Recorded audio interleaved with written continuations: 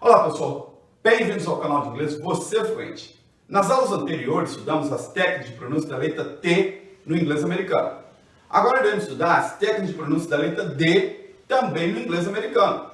Porque quase todas as técnicas de pronúncia que se usa para o T se aplica também para o D. Porque o T e o D são pares de sons. Se pronunciam da mesma forma, mas o som do T é voiceless. As cordas vocais não vibram, como em bat. E o som do D é voiced.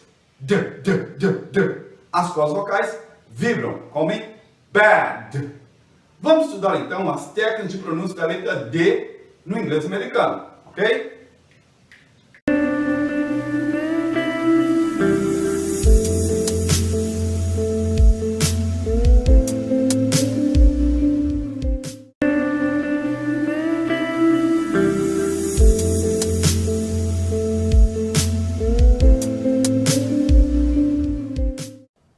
Nesta aula iremos estudar mais uma técnica do D com som de R no inglês americano.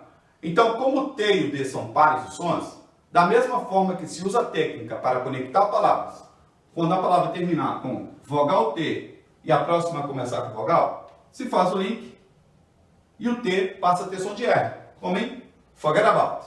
Se aplica essa mesma técnica quando tivermos vogal D e a próxima palavra começando com vogal, também se faz o link.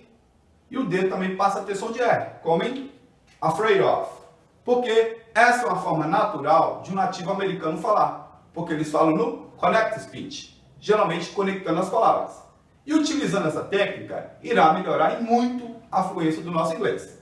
Então vamos ver mais alguns exemplos do D com som de R entre palavras. Temos good afternoon, should I, side of.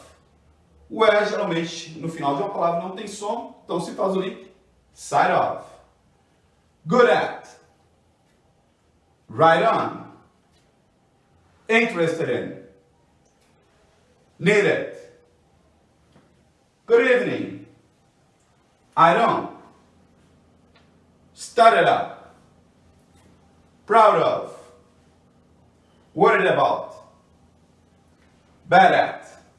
Agora vamos ver algumas sentenças com D com som de R entre palavras, ok? Sentenças com D com som de R entre duas palavras. I don't know if they made it. I don't know, o D entre duas vogais, som de R.